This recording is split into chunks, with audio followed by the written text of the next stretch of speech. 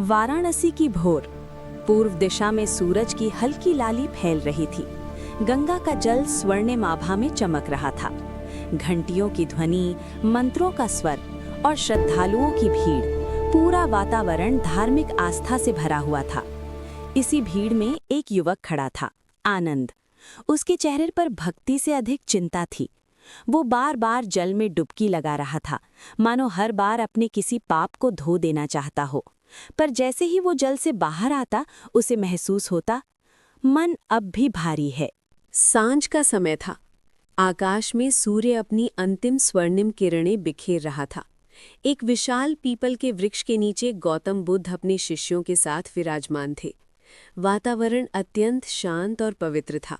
मंद पवन चल रही थी, पत्तों की सरसराहट मानो प्रकृति का मधुर संगीत बन गई थी।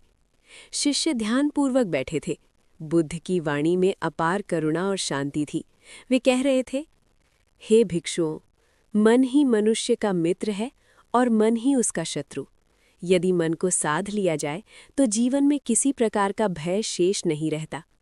शिष्य उनके प्रत्येक शब्द को अपने हृदय में उतार रहे थे।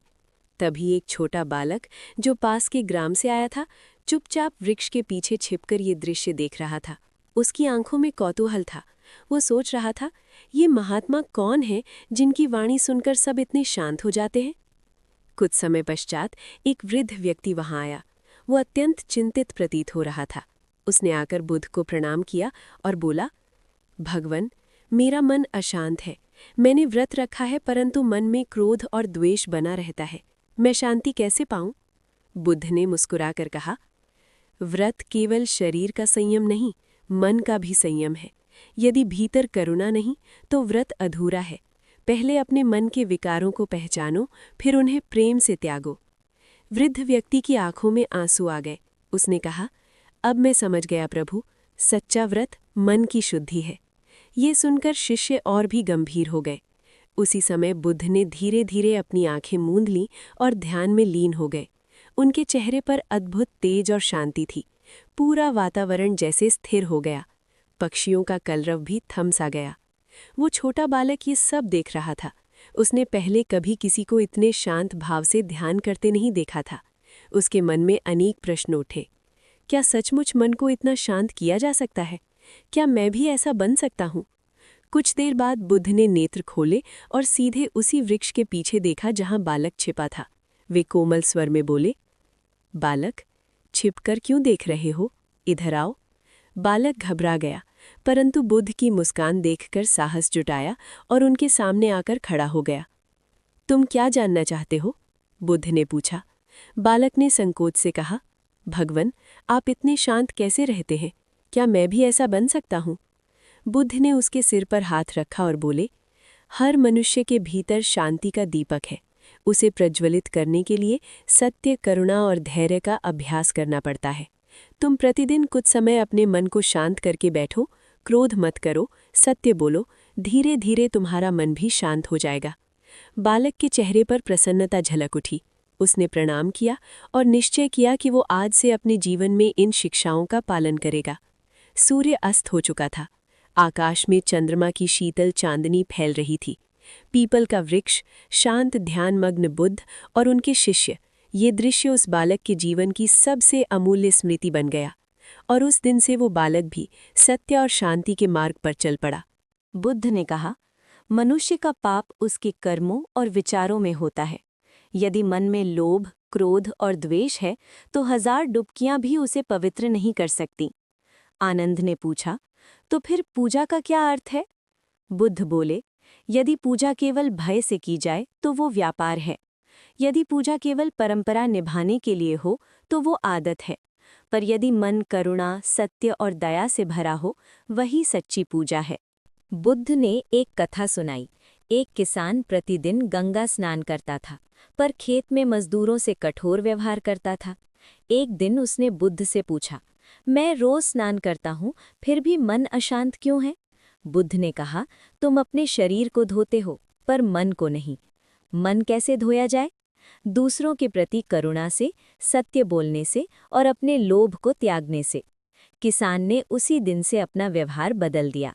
कुछ ही समय में उसका मन शांत हो गया। कुछ महीनों बाद आनंद का जीवन बदल गया। वो पूजा कम और सेवा अधिक करने लगा। उसने गरीबों की सहायता की, सत्य बोला, क्रोध छोड़ा। अब उसके चेहरे पर वही शांति थी जो उसने बुद्ध में देखी थी। एक दिन एक व्यक्ति बुद्ध के पास आया और उन्हें अपशब्द कहने लगा। बुद्ध शांत रहे। जब वो व्यक्ति थक गया तो बुद्ध ने पूछा, यदि कोई तुम्हें उपहार दे, क्या आपने और तुम कभी स्वीकार शांति न से करो, बैठकर तो वो किसके ये पास सोचा रहेगा? है कि हम पूजा उसने पाठ क्यों कहा, करते हैं, देने वाले के हम पास। मंदिर क्यों जाते हैं, बुद्ध बोले, हम दिए क्यों मैं जलाते तुम्हारे हैं, क्रोध को हम स्वीकार मंत्रों का नहीं जाप करता। क्यों करते हैं? वो तुम्हारे पास ही शायद रहेगा। भगवान को खुश भीड़ करने के स्तब्ध लिए, रह गई। अपने पापों को मिटाने के लिए, या शायद सिर्फ इसलिए क्योंकि हमारे माता पिता और उनके माता पिता सदियों से यही परंपरा निभाते आए हैं। लेकिन आज से लगभग 2500 साल पहले इसी भारत की धरती पर एक ऐसा व्यक्ति जन्मा था जिसने सिर्फ परंपरा को निभाने से इनकार कर दिया। एक ऐसा राजकुमार जिसने इस पूरी पूजा पाठ की परंपरा को अपनी तर्क और करुणा की कसौटी पर परखा और उसे चुनौती दी। वो थे राजकुमार सिद्धार्थ, जो बाद में गौतम बुद्ध के नाम से जाने गए। आज इस कहानी के पहले एपिसोड में हम एक बहुत ही गहरे सवाल की जड़ों तक जाएंगे। हम जानेंगे उस दौर में जब बुद्ध का जन्म हुआ, पूजा पाठ की परंपरा आखिर थी कैसी। जब राजकुमार सिद्धार्थ ने पहली बार इन कर्मकांडों को अपनी आंखों से देखा तो उनके कोमल और जिज्ञासु मन में क्या सवाल उठे, और आखिर क्यों उन्होंने ये क्रांतिकारी बात कही, सच्चाई और करुणा की खोज ही सबसे बड़ी और सच्ची पूजा है। ये कहानी सिर्फ बुद्ध के जीवन का एक हिस्सा नहीं है, ये हमारे अपने विश्वासों, हमारी अपनी परंपराओं और हमारी अपनी पूजा पर सवाल उठाने का एक निमंत्रण है। तो इस यात्रा में अंत तक मेरे साथ बने रहिएगा। आज से 2500 साल पहले का भारत, एक ऐसा समय जब धर्म और परंपरा एक दूसरे का पर्याय थे। उस समय आम लोगों के लिए धर्म का मतलब था पूजा पाठ, यज्ञ, हवन और मंत्रोच्चार। लोगों की गहरी आस्था थी कि अगर विधि विधान से यज्ञ कर लिया, अगर सही मंत्रों का सही उच्चारण कर लिया और अगर ब्राह्मणों को प्रसन्न कर दिया तो देवता और भगवान खुश हो जाएंगे।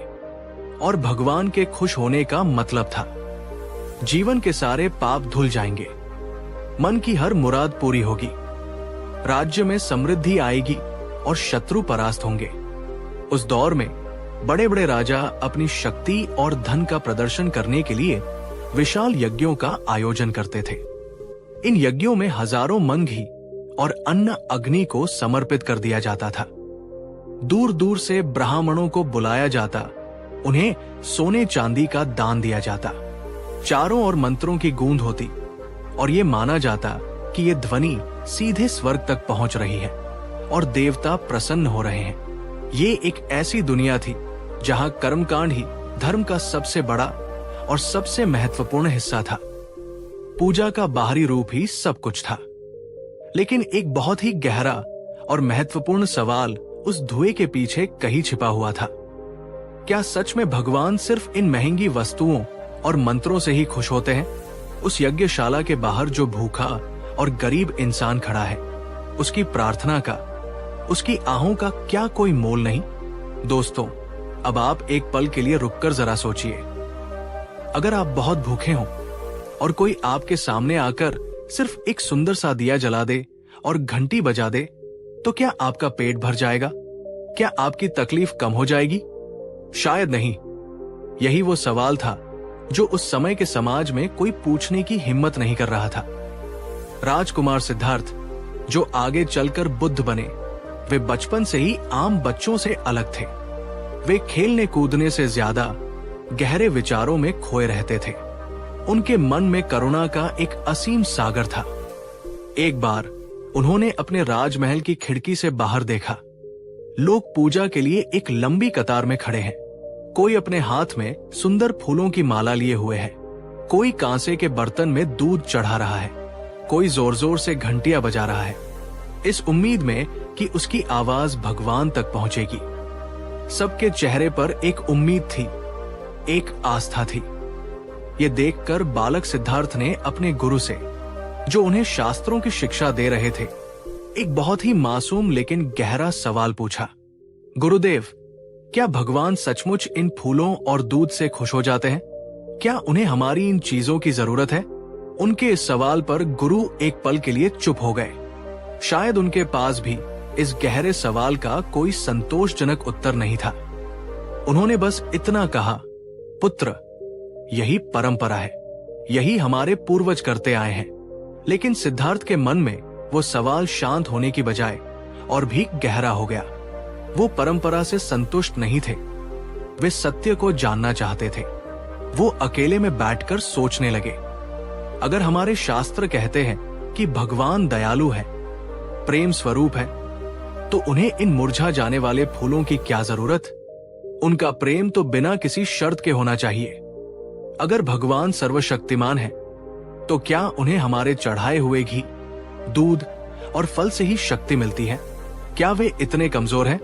और सबसे बड़ा सवाल, क्या भगवान भूखे हैं जो हमें उन्हें हर रोज भोजन चढ़ाना पड़ता है? दोस्तों, जरा एक पल के लिए सोचिए, ये सवाल उस समय के लिए कितना बड़ा और कितना क्रांतिकारी था। एक ऐसा समाज जहां पूजा पाठ और कर्मकांड को ही धर्म का आधार माना जाता था, जहां इन परंपराओं पर सवाल उठाना पाप समझा जाता था, वहां एक छोटा सा राजकुमार अपनी तर्क बुद्धि और अपनी करुणा से इन परंपराओं की नींव को हिला रहा था। ये बुद्ध की यात्रा का पहला कदम था, जहां उन्होंने सुनी सुनाई बातों को मानने से इनकार कर दिया और सत्य की अपनी खोज शुरू की। कहा जाता है कि एक बार जब सिद्धार्थ युवावस्था में पहुंचे, तो उन्होंने अपने महल में एक बहुत बड़े और भव्य यज्ञ को अपनी आंखों से देखा। चारों ओर अग्नि की विशाल ज्वालाएं धधक रही थी, जिनका ताप दूर तक महसूस हो रहा था। सैकड़ों ब्राह्मण ऊंचे और गंभीर स्वर में वेदों के मंत्रों का पाठ कर रहे थे, जिनका अर्थ शायद वे खुद भी पूरी तरह से नहीं समझते थे। सेवक बड़े बड़े बर्तनों में घी और अन्न लाकर उस अग्नि में डाल रहे थे। चारों ओर एक ही विश्वास फैला हुआ था, इस यज्ञ से देवता प्रसन्न होंगे, हमारे सारे पाप मिट जाएंगे, राज्य पर कोई संकट नहीं आएगा और प्रजा समृद्ध होगी। लेकिन जहां बाकी सब लोग हाथ जोड़े, आंखें बंद किए बैठे थे, वहीं सिद्धार्थ का हृदय ये सब देखकर कांप उठा। उनकी आंखों में आंसू भर आए। उन्होंने अपने भीतर एक गहरी पीड़ा महसूस की। वो सोचने लगे, ये कैसी पूजा है, ये कैसा धर्म है? एक तरफ राज्य में कई लोग ऐसे हैं जिन्हें 2 वक्त का भोजन भी नसीब नहीं होता, और यहाँ हजारों मन, अन्न और घी इस आग में जलाया जा रहा है। क्या ये देवताओं का सम्मान है या अन्न का अपमान? अगर भगवान ही जीवन के दाता है, अगर वे ही करुणा के सागर हैं, तो क्या वे इन बाहरी दिखावे वाले कर्म कांडों से सचमुच खुश हो सकते हैं? क्या उन्हें नहीं पता कि उनके बनाए हुए बच्चे भूखे हैं?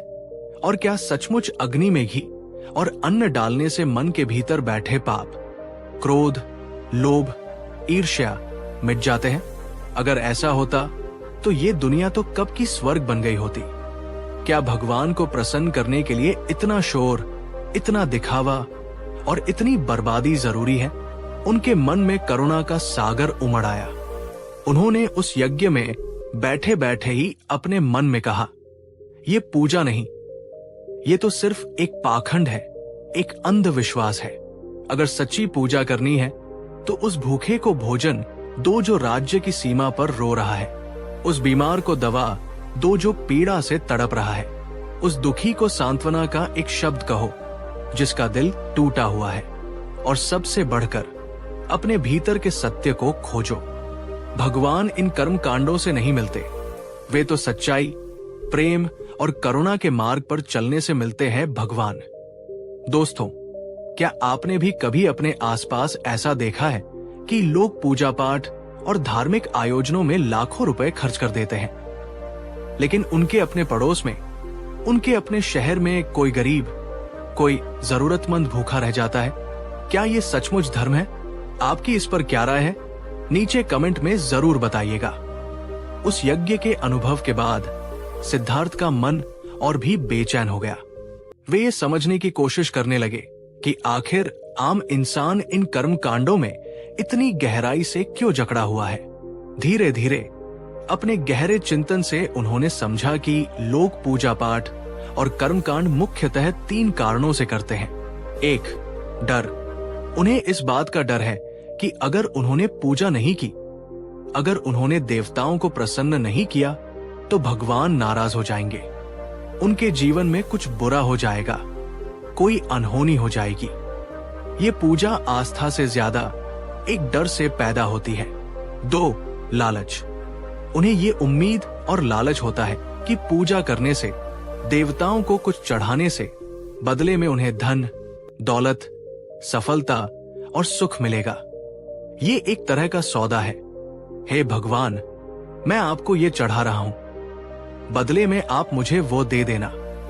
3. परंपरा का दबाव। और सबसे बड़ा कारण है परंपरा का अंधानुकरण। क्योंकि मेरे पिता और दादा ऐसा करते आए हैं, इसलिए मुझे भी करना है। क्योंकि पूरा समाज ऐसा करता है, अगर मैं नहीं करूंगा तो लोग क्या कहेंगे। इसमें कोई अपनी समझ नहीं होती, बस एक भेड़ चाल होती है। ये सब समझने के बाद उन्होंने खुद से एक और गहरा सवाल किया, क्या डर और लालच में किया गया कोई भी कार्य, कोई भी पूजा सचमुच भगवान तक पहुंच सकती है? क्या भगवान, जो परम प्रेम और परम ज्ञान के स्रोत है, उन्हें रिश्वत देकर या डराकर खुश किया जा सकता है? उनका हृदय और उनकी बुद्धि एक ही निष्कर्ष पर पहुंचे, नहीं, बिल्कुल नहीं। सच्चा धर्म तो वो हो सकता है जिसमें डर और लालच न हो, जिसमें एक गहरी समझ हो, जिसमें सत्य की खोज की एक ईमानदार प्यास हो, जिसमें सभी प्राणियों के लिए निस्वार्थ करुणा हो और जिसमें बिना किसी शर्त के प्रेम हो। उस दिन के बाद सिद्धार्थ की दृष्टि में पूजा की परिभाषा हमेशा के लिए बदल गई। उन्होंने कहा, अगर तुम सच में इस ब्रह्मांड की शक्ति को, इस अस्तित्व को, या जिसे तुम भगवान कहते हो, उसे प्रसन्न करना चाहते हो, तो ये बहुत सरल है। किसी भूखे को अपने हिस्से का खाना दो, किसी प्यासे को पानी पिलाओ, किसी ठंड से कांपते हुए को वस्त्र दो, किसी दुखी को सांत्वना के 2 शब्द कहो और अपने मन के भीतर बैठे सत्य को खोजने का प्रयास करो। यही असली पूजा है, यही असली यज्ञ है, यही सच्चा धर्म है। उन्होंने आगे समझाया, बाहर मंदिर में दीपक जलाना बहुत अच्छा है, लेकिन अगर तुम्हारे अपने मन के भीतर अज्ञान और नफरत का अंधेरा भरा हुआ है, तो उस बाहरी दीपक का क्या लाभ? पहले अपने भीतर ज्ञान का दीपक जलाओ। मंदिर में घंटी बजाना बहुत सुंदर और मधुर लग सकता है, लेकिन अगर तुम्हारे मन में दिन रात क्रोध, ईर्ष्या और द्वेष का शोर मचा हुआ है, तो उस बाहरी घंटी की गूंज किस काम की? पहले अपने मन को शांत करना सीखो। भगवान की मूर्ति पर फूल चढ़ाना बहुत आकर्षक लग सकता है, लेकिन अगर तुम्हारे अपने भीतर दूसरे इंसानों और जीवों के लिए करुणा और प्रेम का फूल नहीं खिला है, तो वे बाहरी फूल कुछ ही घंटों में मुरझा जाएंगे और व्यर्थ हो जाएंगे। दोस्तों, यहां मैं आपसे एक बहुत ही महत्वपूर्ण सवाल पूछना चाहता हूं और मैं चाहूंगा कि आप सब इसका जवाब पूरी ईमानदारी से दें। आपके हिसाब से असली पूजा क्या है? मंदिरों में जाकर फूल, घी, दूध चढ़ाना या फिर किसी जरूरतमंद इंसान के चेहरे पर मुस्कान लाना? नीचे कमेंट करके जरूर बताइए। आपके विचार बहुत महत्वपूर्ण है। धीरे धीरे सिद्धार्थ का ये विश्वास एक चट्टान की तरह पक्का हो गया। इस जीवन का परम उद्देश्य और सबसे बड़ी पूजा किसी बाहरी देवता को खुश करना नहीं, बल्कि अपने भीतर के परम सत्य को खोजना है। और इसी एक संकल्प के साथ उन्होंने एक दिन राजमहल के सारे सुख, अपनी पत्नी और अपने पुत्र को त्याग दिया और सत्य की खोज में निकल पड़े। वर्षों की कठोर तपस्या और गहरे ध्यान के बाद जब उन्हें बोध गया में ज्ञान प्राप्त हुआ और वे सिद्धार्थ से बुद्ध बने, तो उन्होंने दुनिया को जो पहला और सबसे महत्वपूर्ण संदेश दिया वो यही था। उन्होंने साफ शब्दों में कहा, मैंने किसी पूजा पाठ या कर्मकांड से ज्ञान प्राप्त नहीं किया। मैंने अपने मन को साध कर, अपनी सांसों पर ध्यान देकर और जीवन के सत्य को जैसा है वैसा देखकर ही ज्ञान प्राप्त किया है। इसलिए सत्य को खोजना, करुणा को जीना और ध्यान में उतरना ही सच्चा धर्म है। उन्होंने अपने पहले शिष्यों से कहा, किसी पत्थर की मूर्ति को मत पूजो, बल्कि अपने भीतर बैठे उस चैतन्य को, उस जागरूकता को खोजो। बाहर अग्नि में यज्ञ मत करो, बल्कि अपने भीतर जल रही क्रोध, लोभ और मोह की आग को अपने ध्यान और विवेक से जलाओ। किसी भगवान को मनाने की कोशिश मत करो, बल्कि अपने चंचल और अशांत मन को शांत करो। जिस दिन तुम्हारा मन शांत हो जाएगा, उस दिन तुम्हें सारा ब्रह्मांड, सारा अस्तित्व दिव्यता से भरा हुआ महसूस होगा। दोस्तों, एक पल के लिए सोचिए, आज भी हमारे घरों में, हमारे समाज में पूजा पाठ होता है। हम फेस्टिवल्स मनाते हैं, हम मंदिरों में जाते हैं। ये सब हमारी संस्कृति का एक सुंदर हिस्सा है। लेकिन क्या हम कभी रुककर ये सवाल पूछते हैं कि इन सब बाहरी क्रियाओं से क्या हमारे भीतर कोई वास्तविक परिवर्तन आ रहा है? क्या पूजा करने के बाद हमारा क्रोध कम होता है? क्या व्रत रखने के बाद हमारा लोभ कम होता है?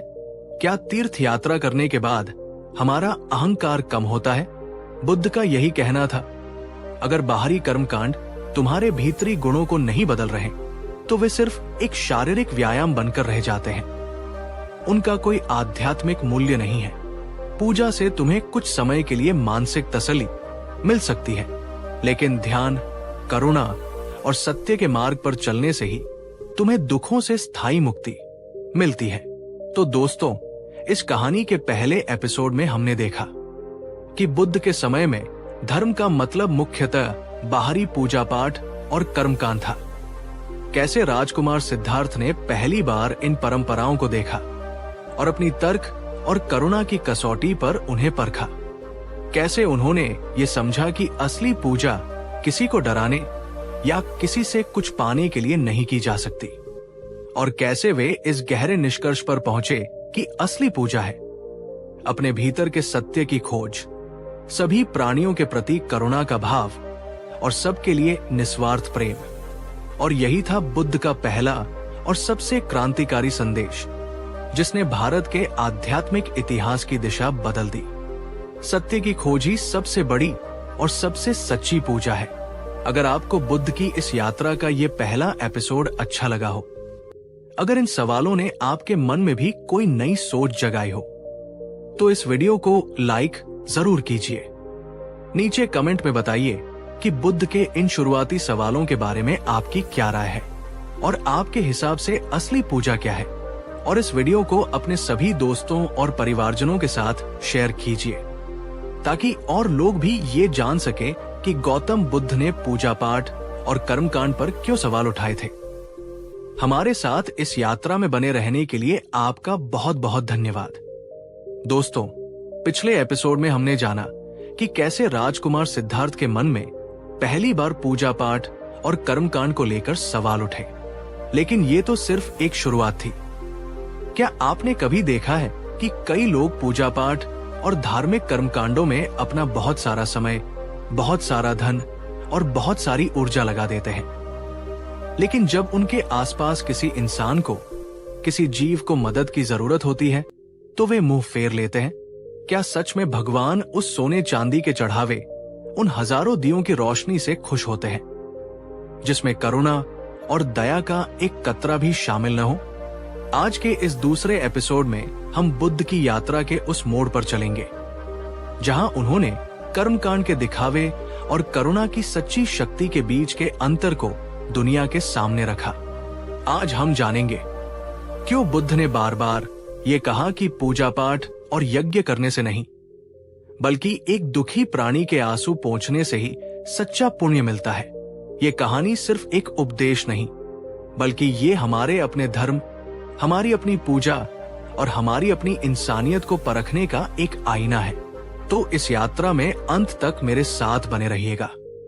बुद्ध के समय में, जैसा हमने पिछले एपिसोड में जाना, धर्म का बाहरी स्वरूप ही सब कुछ था।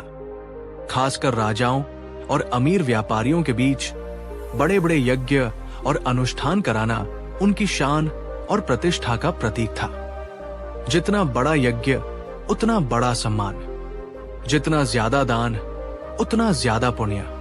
हजारों दीपक जलाए जाते, ढेरों दुर्लभ फल फूल चढ़ाए जाते और कीमती घी और अन्न को अग्नि में डालकर ये माना जाता कि ये सीधे देवताओं तक पहुंच रहा है। लोगों के मन में ये विश्वास बहुत गहराई से बैठा हुआ था। अगर हम ये बड़ा यज्ञ करेंगे तो देवता प्रसन्न होंगे और हमारा व्यापार फलेगा फूलेगा। अगर हम ये पूजा करेंगे तो हमारे सारे पाप धुल जाएंगे। अगर हम ये हवन करेंगे तो हमें मरने के बाद स्वर्ग मिलेगा। लेकिन इस दिखावे और कोलाहल के बीच समाज की एक कड़वी सच्चाई छिपी हुई थी। उसी समाज में गांव के गरीब लोग भूखे रहते थे। कई बार एक परिवार के पास अपने बच्चे को खिलाने के लिए 2 वक्त की रोटी भी नहीं होती थी, लेकिन वे भी समाज के दबाव में या भगवान के डर से उधार लेकर या अपना पेट काटकर पूजा पाठ और कर्म कांड कराते थे। उन्हें ये डर था, अगर हमने पूजा नहीं की तो भगवान नाराज हो जाएंगे और हमारे ऊपर कोई विपत्ति आ जाएगी। दोस्तों, एक पल के लिए रुककर सोचिए, क्या वो भगवान जिसे हम करुणा का सागर और दया का भंडार कहते हैं, सचमुच इतना कठोर हो सकता है कि अगर कोई गरीब अपनी गरीबी के कारण उसकी पूजा न कर पाए तो वो उसे दंड देगा? या फिर असली धर्म, असली पूजा कुछ और ही है जिसे हम समझ नहीं पा रहे हैं? ये सवाल बुद्ध के मन को हर पल बेचैन करता रहता था। एक दिन जब बुद्ध अपने शिष्यों के साथ भिक्षा के लिए एक गांव से गुजर रहे थे तो उन्होंने एक अजीब दृश्य देखा। उन्होंने देखा एक घर में पूजा की बहुत भव्य तैयारी चल रही है। अंदर से घंटियों की आवाज आ रही है, धूप और अगरबत्ती की सुगंध फैली हुई है और तरह तरह के पकवान बनाए जा रहे हैं। लेकिन उसी घर के आंगन के एक कोने में एक बूढ़ी कमजोर औरत भूखी और उदास बैठी थी। उसके चेहरे पर पीड़ा और के भाव थे। बुद्ध रुक गए। उन्होंने घर के मालिक से पूछा, ये पूजा किसके लिए हो रही है? घर का मालिक बड़े गर्व से बोला, भगवान, ये पूजा हम अपने कुल देवता के लिए कर रहे हैं ताकि वे प्रसन्न हो और हमारे घर में सुख शांति बनी रहे। बुद्ध ने फिर उस बूढ़ी औरत की ओर इशारा करके पूछा, और ये देवी कौन है? घर का मालिक थोड़ा झिझकते हुए बोला, भगवान, ये मेरी माँ है, लेकिन अभी पूजा का समय है इसलिए इन्हें भोजन नहीं दिया गया है। पहले भगवान को भोग लगेगा, उसके बाद ही घर का कोई और सदस्य भोजन करेगा। माँ को भी उसके बाद ही खाना मिलेगा। ये सुनकर बुद्ध की आंखों में एक गहरी पीड़ा उतर आई। उन्होंने एक गहरी सांस ली और बहुत ही शांत लेकिन दृढ़ आवाज में कहा, क्या तुम्हारे शास्त्र ये सिखाते हैं कि भगवान को प्रसन्न करने के लिए अपनी जन्म देने वाली माँ को भूखा रखना जरूरी है? क्या तुम्हारा भगवान, तुम्हारा देवता इतना भूखा और इतना निर्दयी है कि उसका दिल तभी पिघलेगा जब तुम पहले उसे भोजन का भोग लगाओगे और अपनी भूखी माँ को बाद में दोगे? घर का मालिक और वहां खड़े सभी लोग चुप हो गए। उनके पास कोई जवाब नहीं था। तब बुद्ध ने उन्हें समझाया, अगर इस दुनिया में कोई जीवित भगवान है तो वो तुम्हारे माता पिता है, जिन्होंने तुम्हें जन्म दिया और पाला पोसा। अगर भगवान कहीं बसते हैं तो वे करुणा और प्रेम में बसते हैं। अगर भगवान सच में है तो वे ये चाहते हैं कि तुम पहले अपने घर के जीवित देवताओं, माता पिता को और उन भूखों को खिलाओ जिन्हें भोजन की सच में जरूरत है, और उसके बाद पत्थर की मूर्ति को भोग लगाओ। अगर भगवान सच में है तो वे तुम्हारे हृदय की करुणा से खुश होंगे, तुम्हारे हाथों के कर्म कांड से नहीं। उस दिन उस घर के लोगों को समझ आया कि वे धर्म के नाम पर कितना बड़ा अधर्म कर रहे थे। बुद्ध ने अपनी यात्राओं में ये बार बार देखा कि कर्मकांड ने आम और गरीब लोगों के जीवन पर एक बहुत बड़ा बोझ डाल दिया है। वे सोचते थे, अगर हम ये विशेष पूजा कराएंगे तो हमारे दुख दूर हो जाएंगे, लेकिन उस पूजा को कराने के लिए उन्हें कर्ज लेना पड़ता था और उस कर्ज के बोझ तले वे और भी ज्यादा दुख में डूब जाते थे। बुद्ध ने देखा कि कर्मकांड का ये पूरा चक्र एक भ्रमजाल बन गया है। गरीब इंसान डर और उम्मीद में पूजा कराता रहा, लेकिन वो गरीब ही रह गया। अमीर इंसान अपनी शान और अपने अहंकार को दिखाने के लिए और भी बड़े बड़े अनुष्ठान कराता रहा। और इन सब के बीच में धर्म का असली सार करुणा, प्रेम, नैतिकता और सत्य कहीं खो गया था। भगवान को मानो रिश्वत देकर खुश करने का एक खेल सा चलने लगा था। ये देखकर बुद्ध ने बहुत ही साफ और कठोर शब्दों में कहा, भगवान कोई व्यापारी नहीं है जिसे सोने चांदी से रिश्वत दी जा सके, और न ही वो कोई डरावना राजा है जो तुम्हारी पूजा न करने पर तुम्हें दंड देगा। अगर तुम सच में धर्म के मार्ग पर चलना चाहते हो तो इन बाहरी कर्मकांडों के बोझ को उतार फेंको और अपने भीतर करुणा का एक छोटा सा दिया जलाओ। करुणा ही असली पूजा है, करुणा ही सच्चा धर्म है। एक बार बुद्ध एक सभा में उपदेश दे रहे थे। उस सभा में बड़े बड़े राजा, अमीर सेठ और ज्ञानी पंडित बैठे थे। जब उपदेश समाप्त हुआ तो एक बहुत ही गरीब महिला, जिसके वस्त्र फटे हुए थे और जिसके चेहरे पर दीनता थी, बुद्ध के पास आई। उसने रोते हुए कहा, भगवान, मैं आपकी सारी बातें सुनती हूं। मेरा भी मन करता है कि मैं धर्म का पालन करूं, पूजा करूं, दान दूं, लेकिन मेरे पास तो कुछ भी नहीं है। मैं इतनी गरीब हूं कि मंदिर में चढ़ाने के लिए एक फूल भी नहीं खरीद सकती। मेरे पास दान देने के लिए एक सिक्का भी नहीं है। क्या इसका ये मतलब है कि मैं पापी हूं? क्या भगवान मुझसे हमेशा नाराज रहेंगे? क्या मेरे लिए मुक्ति का कोई मार्ग नहीं है? ये सुनकर बुद्ध के चेहरे पर एक बहुत ही कोमल और प्रेमपूर्ण मुस्कान आ गई। उन्होंने उस महिला को अपने पास बिठाया और बोले, नहीं मां, तुम बिल्कुल भी पापी नहीं हो। तुम तो उन सभी अमीर सेठों से ज्यादा धनी हो। अगर तुम्हारे पास मंदिर में चढ़ाने के लिए फूल नहीं है तो क्या हुआ? अगर तुम्हारे पास दान देने के लिए सोना नहीं है तो क्या हुआ? अगर तुम्हारे मन में सभी प्राणियों के लिए निस्वार्थ करुणा है, अगर तुम्हारे हृदय में सच्चा प्रेम है, तो यही इस दुनिया का सबसे बड़ा और सबसे कीमती उपहार है जो तुम किसी को भी दे सकती हो। उन्होंने आगे उसे समझाया, जब तुम किसी भूखे गरीब को अपने हिस्से की एक रोटी दे देती हो तो ये हजारों यज्ञों से भी ज्यादा सुंदर और सच्ची पूजा है। जब तुम किसी रोते हुए बच्चे को अपनी गोद में उठाकर उसे हंसा देती हो तो ये किसी भी महंगे भोग से ज्यादा मीठा और सच्चा भोग है। जब तुम किसी दुखी और निराश व्यक्ति को सांत्वना और हिम्मत के 2 शब्द कहती हो तो ये किसी भी शक्तिशाली मंत्र से ज्यादा असरदार और सच्चा मंत्र है। ये सुनकर उस महिला की आंखों से पश्चाताप के नहीं बल्कि खुशी और कृतज्ञता के आंसू बहने लगे। उसे उस दिन समझ आया कि धर्म का पालन करने के लिए धन की नहीं बल्कि एक करुणामय हृदय की जरूरत होती है। उसने कहा, भगवान, अगर यही सच्ची पूजा है तो मैं तो ये हर रोज हर पल कर सकती हूं। दोस्तों, एक पल के लिए जरा सोचिए, अगर हम सब, हर इंसान बुद्ध की बताई हुई इस सच्ची पूजा को करने लगे तो क्या ये दुनिया एक बेहतर और ज्यादा सुंदर जगह नहीं बन जाएगी? बुद्ध अक्सर अपनी शिक्षाओं को सरल उदाहरणों से समझाते थे ताकि आम इंसान भी उन्हें समझ सके। एक बार उन्होंने अपने शिष्यों से एक प्रश्न पूछा। उन्होंने कहा, मान लो एक तरफ एक बहुत अमीर इंसान है जो अपने मंदिर में 100 सोने के दीपक जलाता है, 100 तरह के फल और मिठाइयां चढ़ाता है और 1000 शक्तिशाली मंत्रों का जाप करता है। लेकिन वही अमीर इंसान अपने घर के बाहर बैठे भिखारी को दुत्कार कर भगा देता है और अपने यहाँ काम करने वाले नौकर को भूखा रखता है। और दूसरी तरफ एक बहुत गरीब आदमी है जिसके पास मंदिर में चढ़ाने के लिए कुछ भी नहीं है, लेकिन वो अपनी एक सूखी रोटी में से आधी रोटी एक भूखे कुत्ते को खिला देता है। अब तुम बताओ, इन दोनों में से किसकी पूजा असली है?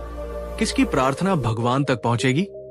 सारे शिष्य चुप हो गए क्योंकि उत्तर बहुत स्पष्ट था। तब बुद्ध ने स्वयं उत्तर दिया, वो गरीब आदमी ही सच्ची पूजा करता है क्योंकि भगवान तुम्हारे चढ़ावे के भूखे नहीं हैं, वे तुम्हारे हृदय की करुणा के भूखे हैं। भगवान दिखावे के मंदिरों में नहीं बसते, वे तो हर उस हृदय में बसते हैं जहां दूसरों के लिए दया और प्रेम का भाव है। बुद्ध ने सिर्फ करुणा पर ही जोर नहीं दिया, उन्होंने करुणा को ध्यान के साथ जोड़ा उन्होंने आगे समझाया, ध्यान से तुम्हारा मन एक शांत और गहरी झील की तरह हो जाता है और करुणा से तुम्हारा हृदय एक खिले हुए कमल की तरह हो जाता है। ये दोनों एक दूसरे के बिना अधूरे हैं। जब तक तुम्हारे मन में ध्यान से आई शांति नहीं है, तब तक तुम्हारी करुणा सच्ची और स्थायी नहीं हो सकती। वो सिर्फ एक भावना बनकर रह जाएगी। और जब तक तुम्हारे हृदय में सभी के लिए करुणा का भाव नहीं है, तब तक तुम्हारा ध्यान भी अधूरा और स्वार्थी है। उन्होंने कहा कि बाहरी पूजा पाठ तुम्हें सिर्फ एक अस्थायी तसल्ली दे सकती है, लेकिन करुणा और ध्यान का मेल ही तुम्हें दुखों से स्थायी मुक्ति दे सकता है। दोस्तों, जरा आप अपने आसपास और अपने भीतर देखिए। क्या आपने कभी ऐसा कोई इंसान देखा है जो घंटों तक पूजा करता है, माथे पर बड़ा सा तिलक लगाता है, लेकिन बाहर आकर किसी गरीब को अपमानित कर देता है या किसी जानवर को पत्थर मार देता है? क्या सच में भगवान उस तिलक और उस पूजा से खुश होंगे? मैं आज आपसे ये सवाल पूछना चाहता हूं, और इसका जवाब किसी और के लिए नहीं बल्कि खुद के लिए दीजिएगा। आपके लिए असली धर्म क्या है? कर्मकांड का पालन करना या करुणा का पालन करना? नीचे कमेंट में अपने विचार जरूर लिखिए। तो दोस्तों, इस कहानी के दूसरे एपिसोड में हमने जाना कि बुद्ध ने क्यों कहा कि पूजा से नहीं बल्कि सच्ची करुणा से ही पुण्य मिलता है। कैसे उन्होंने एक परिवार को ये समझाया कि अपनी भूखी माँ को पहले भोजन देना ही सच्चा धर्म और सच्चा भोग है। कैसे उन्होंने एक गरीब महिला को ये बताकर मुक्त किया कि करुणा और प्रेम ही सबसे सुंदर और सबसे कीमती पूजा है। और कैसे असली धर्म बाहरी कर्मकांडों में नहीं बल्कि ध्यान और करुणा के गहरे मेल में है। बुद्ध का ये दूसरा संदेश बहुत ही स्पष्ट और क्रांतिकारी था। कर्मकांड एक बोझ हो सकता है, लेकिन करुणा तुम्हें पंख देती है। कर्मकांड नहीं, करुणा ही असली और सच्ची पूजा है। अगर आपको बुद्ध की ये गहरी और मानवीय शिक्षा अच्छी लगी हो तो इस वीडियो को लाइक जरूर कीजिए। नीचे कमेंट में बताइए कि आपके हिसाब से पूजा और करुणा में कौन ज्यादा महत्वपूर्ण है और क्यों। और इस वीडियो को अपने सभी दोस्तों और परिवारजनों के साथ शेयर कीजिए ताकि और लोग भी ये जान सके कि बुद्ध ने पूजा पाठ के बजाय करुणा को क्यों चुना। अगले एपिसोड में हम इस यात्रा को और भी गहराई में ले जाएंगे और बात करेंगे, ध्यान ही है असली पूजा। क्यों बुद्ध ने कहा कि बाहरी कर्मकांडों को छोड़कर अपने भीतर की यात्रा करो। उसे देखना बिल्कुल मिस मत कीजिएगा, क्योंकि वो बुद्ध की शिक्षा का सबसे केंद्रीय स्तंभ है। हमारे साथ इस यात्रा में बने रहने के लिए आपका बहुत बहुत धन्यवाद। मिलते हैं अगले एपिसोड में। तब तक शांत रहिए और करुणा का अभ्यास करते रहिए। दोस्तों, पिछले एपिसोड में हमने जाना कि कैसे भगवान बुद्ध ने बाहरी कर्मकांडों की जगह भीतरी करुणा को सच्चा धर्म बताया। लेकिन अब सवाल ये उठता है कि वो करुणा, वो प्रेम, वो शांति हमारे भीतर आएगी कहां से? क्या आपने कभी सोचा है कि पूजा पाठ, व्रत और तीर्थ यात्राओं का असली और अंतिम मकसद क्या है? शायद मन को शांत करना, भगवान को प्रसन्न करके उनसे जुड़ना, या सिर्फ एक परंपरा को निभाना? गौतम बुद्ध ने इन सभी सवालों का एक बहुत ही सरल, बहुत ही गहरा और बहुत ही क्रांतिकारी उत्तर दिया। उन्होंने कहा, बाहरी मंदिरों में भटकना बंद करो, अपने भीतर के मंदिर में प्रवेश करो। बाहरी पूजा मत करो, भीतर की गहराइयों में ध्यान करो, क्योंकि ध्यान ही सबसे बड़ी, सबसे सच्ची और सबसे शक्तिशाली पूजा है। आज हम इस कहानी के तीसरे एपिसोड में बुद्ध की इस सबसे महत्वपूर्ण शिक्षा की गहराइयों में उतरेंगे। हम जानेंगे आखिर क्यों बुद्ध ने ध्यान को ही असली पूजा कहा। ध्यान से ऐसा क्या मिलता है जो शायद महंगे से महंगे पूजा पाठ और कर्मकांड से भी नहीं मिलता। और हम सुनेंगे उस साधु की कहानी जिसने 20 साल तक कठोर पूजा की, लेकिन फिर भी शांति नहीं पाई, और उसे वो शांति कैसे मिली। ये एपिसोड आपको धर्म और आध्यात्मिकता को एक बिल्कुल नए नजरिए से देखने पर मजबूर कर देगा। तो इस भीतरी यात्रा में अंत तक मेरे साथ बने रहिएगा।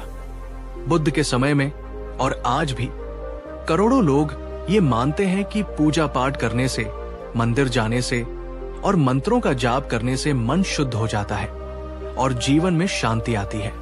ये एक बहुत ही सुंदर और पवित्र भावना है। लेकिन बुद्ध, जो एक वैज्ञानिक की तरह हर चीज की गहराई में जाते थे, उन्होंने देखा कि अक्सर ऐसा होता नहीं है। उन्होंने देखा कि जो लोग सबसे ज्यादा पूजा पाठ करते हैं, उनमें से कई लोग मंदिर से बाहर आते ही फिर से उन्हीं पुरानी आदतों में लिप्त हो जाते हैं। वे फिर से क्रोध करने लगते हैं, वे फिर से दूसरों से ईर्ष्या करने लगते हैं, वे फिर से व्यापार में झूठ बोलने लगते हैं, वे फिर से लालच और मोह में डूब जाते हैं। ये देखकर बुद्ध के मन में एक गहरा सवाल उठा। अगर पूजा करने के बाद भी मन के भीतर के विकार, क्रोध, लोभ, मोह वैसे के वैसे ही बने रहते हैं, अगर पूजा के बाद भी इंसान का स्वभाव नहीं बदलता, तो फिर ऐसी पूजा का अंतिम लाभ क्या है? दोस्तों, अब आप एक पल के लिए रुककर अपने और अपने आसपास के लोगों के बारे में सोचिए।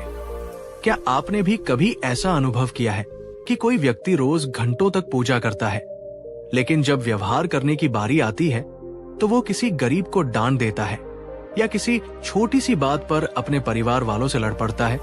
अगर ऐसा है तो क्या सच में भगवान उस व्यक्ति की पूजा से खुश होंगे या वे उसके व्यवहार को देखेंगे? बुद्ध का निष्कर्ष ये था कि बाहरी पूजा पाठ हमें कुछ समय के लिए एक अच्छी भावना, एक मानसिक तसल्ली दे सकती है, लेकिन वो हमारे मन की गहरी जड़ों में बैठे विकारों को नहीं मिटा सकती।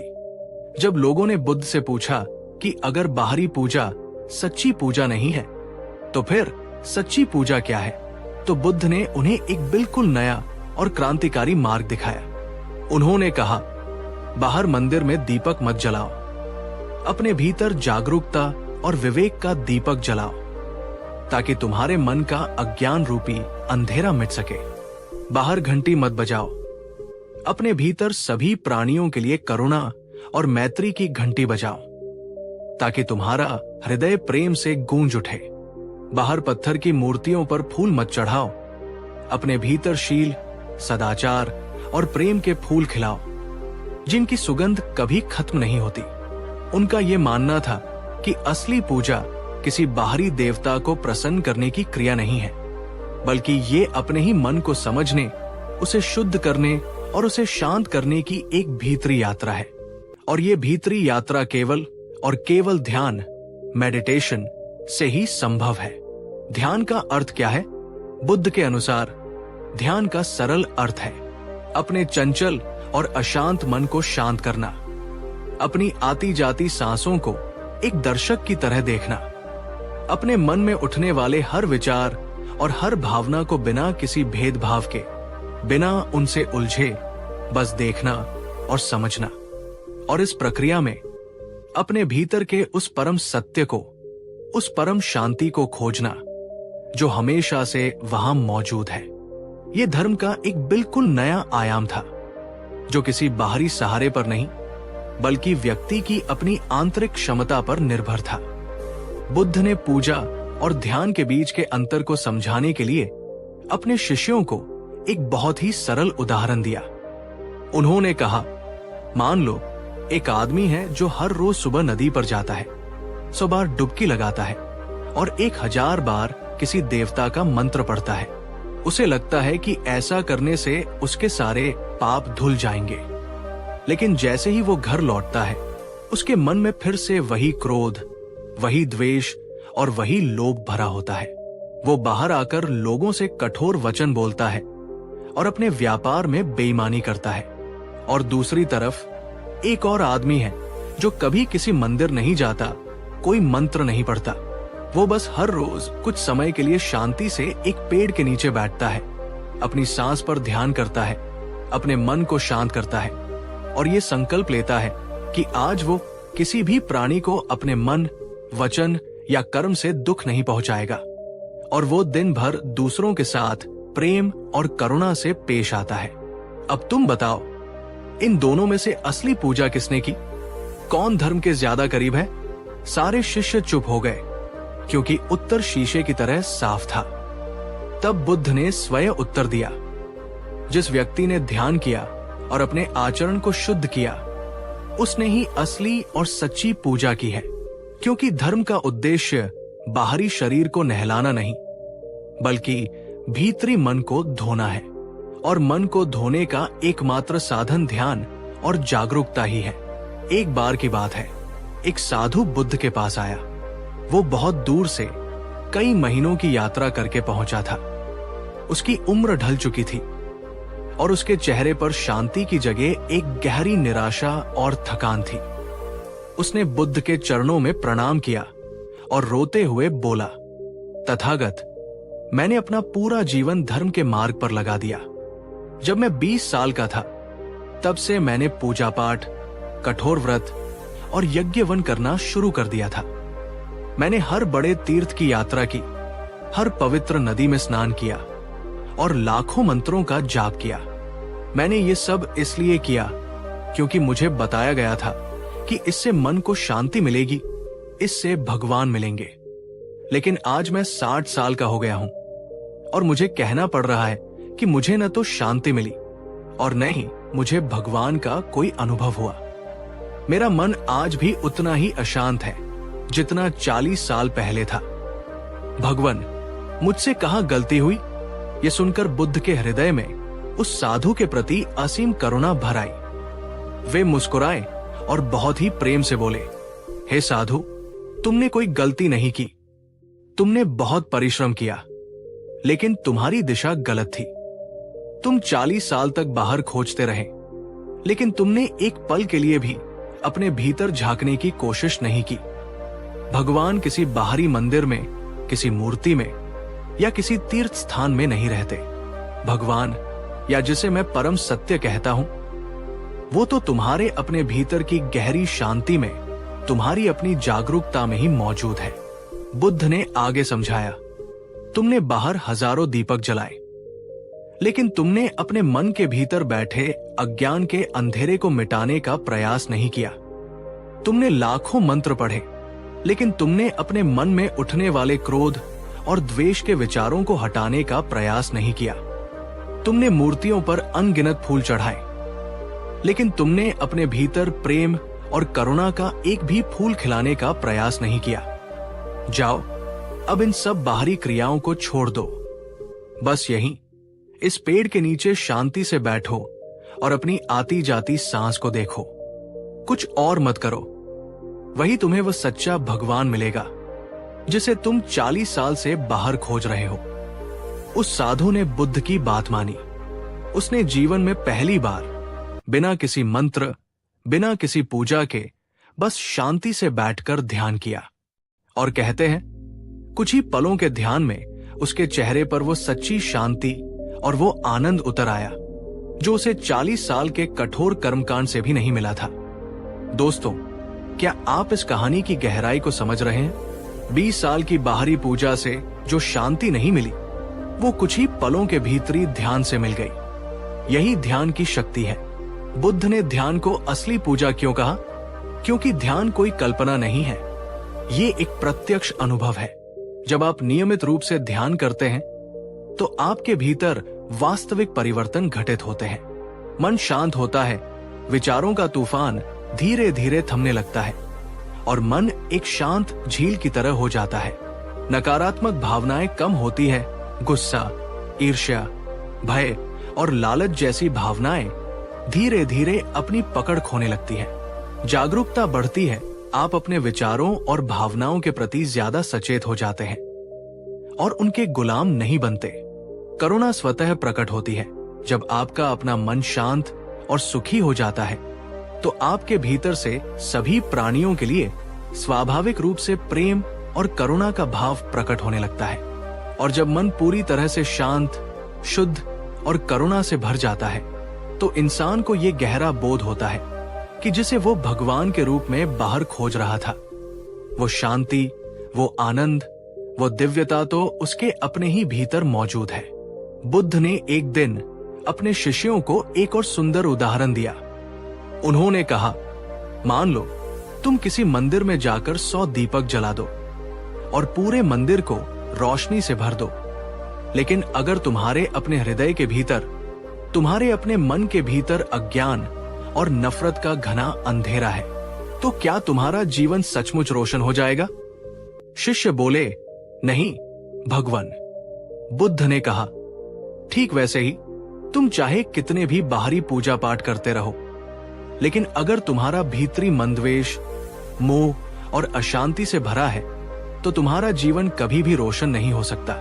असली दीपक ध्यान का है जो भीतर जलता है।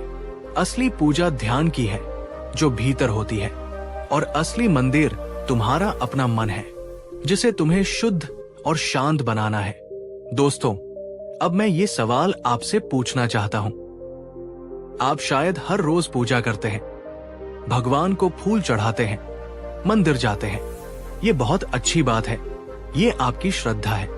लेकिन क्या आपने कभी खुद को थोड़ा सा समय दिया है? क्या आपने कभी शांति से बैठकर सिर्फ अपनी सांस को आते जाते हुए देखा है? क्या आपने कभी अपने मन के भीतर चल रहे शोर को शांत करने की कोई सच्ची कोशिश की है? बुद्ध हमसे यही कहते थे, जो व्यक्ति भगवान को सिर्फ बाहर की मूर्तियों में ढूंढता है वो अंत में खाली हाथ ही लौटता है। लेकिन जो व्यक्ति अपने भीतर ध्यान की डुबकी लगाता है उसे वो परम सत्य, वो भगवान अपने भीतर ही मिल जाता है। तो दोस्तों, इस कहानी के तीसरे और सबसे महत्वपूर्ण एपिसोड में हमने जाना कि पूजा और ध्यान में क्या गहरा अंतर है। क्यों बुद्ध ने कहा कि बाहरी क्रियाओं से मन नहीं बदलता, इसलिए ध्यान ही असली और सच्ची पूजा है। उस साधु की कहानी जिसने 20 साल की कठोर पूजा से भी वो शांति नहीं पाई जो उसे कुछ ही पलों के ध्यान से मिल गई। और कैसे ध्यान का एक छोटा सा दीपक भी हमारे भीतर के घने अंधेरे को मिटा सकता है। बुद्ध का ये तीसरा संदेश बहुत ही स्पष्ट और सीधा था। बाहर भटकना बंद करो, भीतर लौटो। ध्यान ही असली पूजा है। अगर आपको बुद्ध की ये गहरी और जीवन बदलने वाली शिक्षा अच्छी लगी हो तो इस वीडियो को लाइक जरूर कीजिए। नीचे कमेंट में बताइए कि आप ध्यान करते हैं या सिर्फ पूजा पाठ, और इस वीडियो को देखने के बाद आपकी सोच में क्या बदलाव आया है। और इस वीडियो को अपने सभी दोस्तों और परिवारजनों के साथ शेयर कीजिए ताकि और लोग भी ये जान सके कि बुद्ध ने ध्यान को ही सच्ची पूजा क्यों कहा। अगले और अंतिम एपिसोड में हम इस पूरी सीरीज का सार समझेंगे और बात करेंगे। आज के इस आधुनिक युग में बुद्ध का संदेश पूजा नहीं बल्कि सत्य, करुणा और ध्यान ही असली और व्यावहारिक मार्ग है। उसे देखना बिल्कुल मिस मत कीजिएगा। हमारे साथ इस भीतरी यात्रा में बने रहने के लिए आपका बहुत बहुत धन्यवाद। मिलते हैं अगले एपिसोड में। तब तक शांत रहिए और ध्यान का अभ्यास करते रहिए। दोस्तों, पिछले 3 एपिसोड की यात्रा में हमने समय में पीछे जाकर ये जाना कि बुद्ध ने क्यों पूजा पाठ और कर्मकांड पर सवाल उठाए। उन्होंने क्यों कहा कि करुणा हर पूजा से बड़ी है, और उन्होंने क्यों ध्यान को ही असली और सच्ची पूजा कहा। लेकिन अब सबसे बड़ा और सबसे महत्वपूर्ण सवाल ये उठता है कि आज के इस 21वीं सदी के आधुनिक युग में, जब हर गली में मंदिर, मस्जिद, गुरुद्वारे और चर्च बने हुए हैं, जब विज्ञान और तकनीक अपने चरम पर है, तो बुद्ध का ये 2500 साल पुराना संदेश हमारे लिए, आपके और मेरे लिए कितना जरूरी है? क्या ये आज भी उतना ही प्रासंगिक है? इस कहानी के चौथे और अंतिम एपिसोड में हम इसी सवाल का जवाब खोजेंगे। आज हम जानेंगे आधुनिक जीवन में पूजा पाठ और कर्मकांड की असली भूमिका क्या रह गई है। क्यों बुद्ध का बताया मार्ग, सत्य, करुणा और ध्यान का मार्ग आज के तनाव और अशांति के दौर में पहले से भी ज्यादा प्रासंगिक और आवश्यक हो गया है। और अगर हम आज अपने इस जीवन में करुणा और ध्यान को अपना ले तो हमारी अपनी जिंदगी और ये पूरी दुनिया कैसे चमत्कारिक रूप से बदल सकती है। ये इस पूरी श्रृंखला का सार है, एक ऐसा निष्कर्ष जो आपके सोचने का तरीका हमेशा के लिए बदल सकता है। तो इस अंतिम यात्रा में मेरे साथ बने रहिएगा। आज हम 21वीं सदी में जी रहे हैं। हमने तकनीक में क्रांति कर दी है। हम विज्ञान के रहस्यों को सुलझा रहे हैं। हमारे पास इंटरनेट की असीम शक्ति है। लेकिन जब धर्म की बात आती है तो क्या हमारे हालात बुद्ध के समय से बहुत अलग हैं? शायद नहीं। आज भी धर्म का मतलब बहुत से लोगों के लिए बाहरी कर्मकांड ही है। लोग आज भी मंदिरों में घंटों लंबी लंबी कतारों में खड़े रहते हैं, सिर्फ एक पल की वीआईपी झांकी के लिए। कोई अपनी मनोकामना पूरी करने के लिए लाखों रुपए की विशेष आरती और पूजा कराता है। कोई भगवान को सोने चांदी के मुकुट और कीमती वस्त्र चढ़ाता है, इस उम्मीद में कि भगवान प्रसन्न होंगे। बड़े बड़े धार्मिक आयोजन होते हैं जिनमें भक्ति से ज्यादा दिखावा और प्रतिस्पर्धा होती है, लेकिन उसी भव्य मंदिर के बाहर, उसी शहर की सड़कों पर कोई गरीब, कोई बच्चा भूखा सो जाता है। किसी गरीब की होनहार बच्ची अपनी स्कूल की फीस न भर पाने के कारण पढ़ नहीं पाती। किसी बीमार और लाचार व्यक्ति को इलाज के लिए दवा नहीं मिलती। दोस्तों, एक बार फिर वही सवाल जो बुद्ध ने 2500 साल पहले पूछा था, आज भी उतना ही जरूरी है। क्या वो भगवान जिसे हम सर्वज्ञ और परमपिता कहते हैं, उसे सचमुच सोने चांदी के मुकुट की जरूरत है, या फिर उसे इस बात की ज्यादा चिंता होगी कि उसकी बनाई हुई दुनिया में कोई बच्चा भूखा न सोए? यही वो हिपोक्रेसी, यही वो पाखंड है जिस पर बुद्ध ने चोट की थी।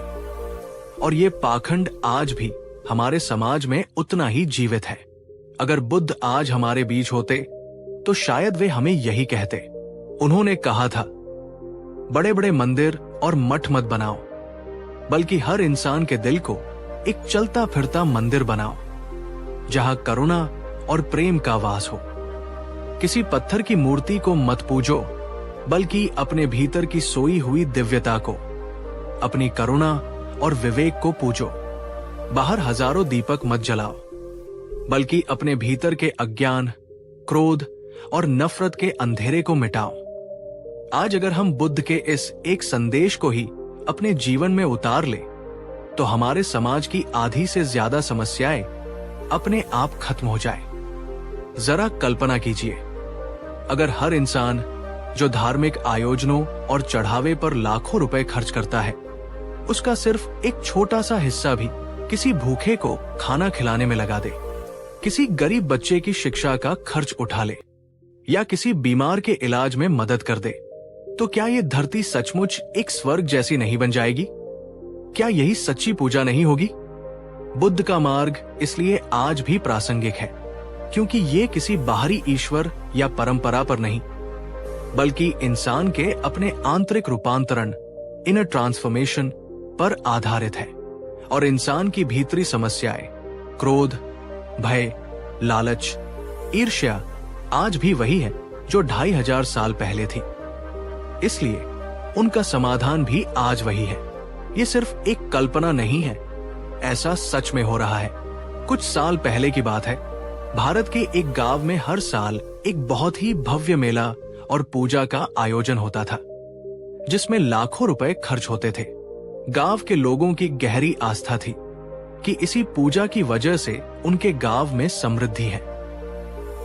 लेकिन उसी गांव के सरकारी स्कूल की इमारत पूरी तरह से टूटी फूटी और जर्जर थी। बच्चे चिलचिलाती धूप और बारिश में खुले मैदान में पढ़ने को मजबूर थे। बरसात के दिनों में तो अक्सर पढ़ाई बंद ही हो जाती थी। एक दिन गांव में एक युवा शिक्षक आया। उसने गांव वालों से एक बहुत ही सरल सवाल पूछा।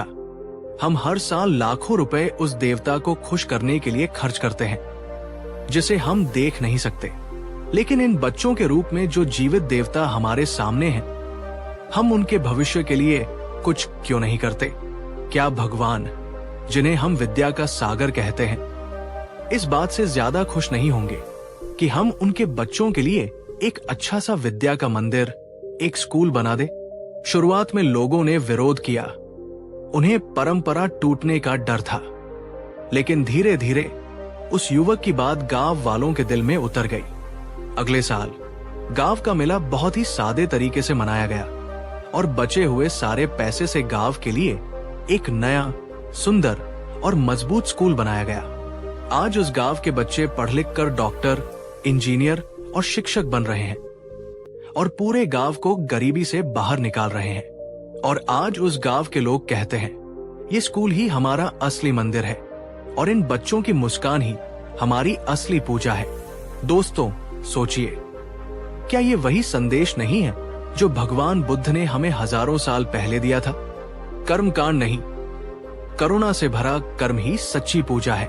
आज का इंसान धार्मिक होने के लिए पूजा पाठ और मंदिरों में जाने के लिए तो समय निकाल लेता है, लेकिन अपने खुद के लिए, अपने मन की शांति के लिए 10 मिनट भी शांति से बैठने और ध्यान करने का समय नहीं निकाल पाता। वो सुबह मंदिर जाता है, आरती करता है, भगवान से शांति की प्रार्थना करता है, लेकिन जैसे ही ऑफिस पहुंचता है, उसका तनाव, उसका गुस्सा और उसकी ईर्ष्या फिर से शुरू हो जाती है। बुद्ध ने यही तो कहा था, सिर्फ बाहरी मंत्र जपने से तुम्हारा भीतरी शोर शांत नहीं होगा। मन तभी शांत होगा जब तुम मौन होकर, अपने भीतर उतरकर, अपने विचारों और अपनी सांसों को देखना सीखोगे। और इसी प्रक्रिया का नाम ध्यान है।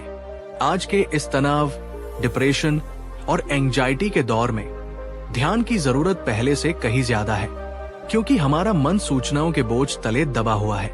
हमारे रिश्ते डिजिटल हो गए हैं और हम भीतर से अकेले होते जा रहे हैं। सफलता का दबाव और भविष्य की चिंता हमें हर पल खाई जा रही है। ध्यान ही वो एकमात्र चाबी है जो इस बाहरी शोर से हटाकर हमें हमारे भीतरी शांति के केंद्र से जोड़ सकती है। बुद्ध का दूसरा और सबसे महत्वपूर्ण संदेश था करुणा। आज हम देखते हैं कि लोग धर्म के नाम पर एक दूसरे को बांट रहे हैं, एक दूसरे से नफरत कर रहे हैं। ये मेरा धर्म है और वो तुम्हारा धर्म। मेरा भगवान महान है और तुम्हारा भगवान नहीं। लेकिन बुद्ध ने इन सभी बाहरी पहचानों को नकार दिया था। उन्होंने कहा था, धर्म का मतलब कोई लेबल या कोई पहचान नहीं है। धर्म का केवल एक ही मतलब है, करुणा। अगर तुम्हारे भीतर सभी प्राणियों के लिए बिना किसी भेदभाव के करुणा का भाव नहीं है, तो तुम चाहे कुछ भी मानो, तुम धार्मिक नहीं हो। आज के इस बिखरे हुए और नफरत से भरे हुए समय में करुणा का मतलब है किसी भूखे को उसकी जाति या धर्म पूछे बिना खाना देना, किसी गरीब और जरूरतमंद की बिना किसी स्वार्थ के मदद करना, किसी दुखी और निराश व्यक्ति को हिम्मत और सहारा देना, इस धरती के जानवरों और प्रकृति की रक्षा करना, क्योंकि वे भी उतने ही महत्वपूर्ण हैं जितने हम। दोस्तों, एक पल के लिए सोचिए, अगर इस दुनिया का हर इंसान, हर धर्म, हर देश सिर्फ एक ही धर्म को अपना ले, करुणा का धर्म, तो क्या इस दुनिया में किसी भी तरह की हिंसा, किसी युद्ध और किसी नफरत के लिए कोई जगह बचेगी? बुद्ध ने कहा था, असली यज्ञ बाहर अग्नि में घी और अन्न डालना नहीं है। असली यज्ञ है अपने मन के भीतर जल रही बुराइयों की आग को अपने विवेक और ध्यान से जलाना। आज हमारे भीतर कौन सी बुराइयां हैं जिन्हें हमें इस यज्ञ में जलाना है? क्रोध की आग जो हमारे रिश्तों को जलाती है, ईर्ष्या की आग जो हमारी शांति को जलाती है, लालच की आग जो हमारे संतोष को जलाती है, अहंकार की आग जो हमें सीखने से रोकती है। अगर हम हर रोज थोड़ा थोड़ा करके इन भीतरी बुराइयों को जलाने का प्रयास करें, तो यही हमारे जीवन का सबसे बड़ा और सबसे पवित्र यज्ञ होगा। दोस्तों, अब आप खुद अपने हृदय से पूछिए, क्या भगवान को मंदिर की एक सोने की घंटी ज्यादा पसंद आएगी या किसी भूखे बच्चे के पेट भरने के बाद की मुस्कान? क्या भगवान को एक महंगा नारियल ज्यादा पसंद आएगा या किसी गरीब को दी गई एक गर्म रोटी? क्या भगवान को हजारों फूल ज्यादा पसंद आएंगे या किसी दुखी और निराश व्यक्ति को दिया गया सहारा? आप नीचे कमेंट में जरूर बताइए। इस पूरी सीरीज को देखने के बाद आपके हिसाब से असली पूजा, असली धर्म क्या है? तो दोस्तों, इस कहानी के चौथे और अंतिम एपिसोड में और इस पूरी श्रृंखला में हमने देखा कि आज के इस आधुनिक समय में भी पूजा पाठ और कर्मकांड कैसे अक्सर दिखावे और अंधविश्वास में बदल जाते हैं। क्यों बुद्ध का तर्क, करुणा और ध्यान पर आधारित संदेश आज भी उतना ही, बल्कि पहले से कहीं ज्यादा जरूरी और प्रासंगिक है। कैसे करुणा और ध्यान का एक छोटा सा बीज भी हमारे समाज को और इस पूरी दुनिया को बदल सकता है, और कैसे असली पूजा है अपने भीतर की यात्रा करना और अपने बाहर दूसरों की निस्वार्थ सेवा करना। बुद्ध का ये स्पष्ट और शाश्वत संदेश था। बाहरी पूजा मत करो, अपने भीतर के सत्य को खोजो। बाहरी कर्मकांड मत करो, अपने भीतर करुणा को जगाओ। बाहर दीपक मत जलाओ, अपने भीतर ध्यान का प्रकाश जलाओ। यही असली और सनातन धर्म है। दोस्तों, अगर आपको बुद्ध की शिक्षाओं पर आधारित ये पूरी श्रृंखला, ये पूरी यात्रा पसंद आई हो, तो इस वीडियो को अपना भरपूर प्यार दीजिए और इसे लाइक जरूर कीजिए। नीचे कमेंट में बताइए कि इस पूरी 4 एपिसोड की सीरीज में आपको बुद्ध की कौन सी एक बात सबसे ज्यादा छू गई, जिसने आपकी सोच को एक नई दिशा दी। और इस वीडियो को और इस पूरी सीरीज को अपने सभी दोस्तों और परिवारजनों के साथ शेयर कीजिए, ताकि बुद्ध का ये शांति और विवेक का संदेश हर घर तक, हर दिल तक पहुंच सके। याद रखिए, भगवान को प्रसन्न करने का रास्ता किसी मंदिर या मस्जिद की दीवारों से होकर नहीं, बल्कि आपके अपने करुणामय हृदय, आपके शांत मन और आपके सच्चे कर्मों से होकर जाता है। इस यात्रा में मेरे साथ बने रहने के लिए आपका हृदय से बहुत बहुत धन्यवाद। हम बहुत जल्द एक और गहरी और जीवन बदलने वाली कहानी के साथ फिर मिलेंगे। तब तक शांत रहिए, प्रेम कीजिए और जागरूकता से जिए। कहानी 2। नमस्कार मेरे प्यारे आत्मखोज के यात्रियों, आपका स्वागत है हमारे चैनल पर, जहां हम जीवन के साधारण पन्नों में छिपे असाधारण अर्थों को तलाशते हैं।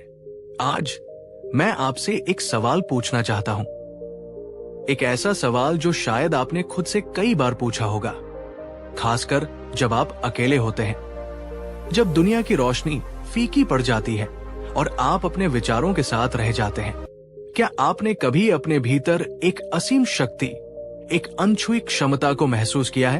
एक ऐसी ज्वाला जो कहती है कि आप कुछ भी कर सकते हैं, कुछ भी बन सकते हैं, और फिर अगले ही पल क्या उसी ज्वाला को संदेह, डर और असुरक्षा के बादलों ने घेर लिया है? क्या आपके मन ने आपको फुसफुसाकर ये बताया है, नहीं, तुम काफी अच्छे नहीं हो, तुम दूसरों जैसे नहीं हो, तुम ये नहीं कर सकते? ये एक ऐसा आंतरिक युद्ध है जो हम सब लड़ते हैं। हम सब एक विशालकाय शेर की आत्मा लेकर पैदा होते हैं, लेकिन दुनिया, हालात और सबसे बढ़कर हमारे अपने विचार हमें एक पिंजरे में कैद कर देते हैं। हम अपनी ही शक्ति से डरने लगते हैं। लेकिन क्या हो अगर मैं आपसे कहूं कि ये पिंजरा, ये कमजोरी, ये डर सब एक भ्रम है, एक ऐसा भ्रम जिसे आप अभी इसी पल तोड़ सकते हैं। आज हम कोई साधारण कहानी नहीं सुनने वाले।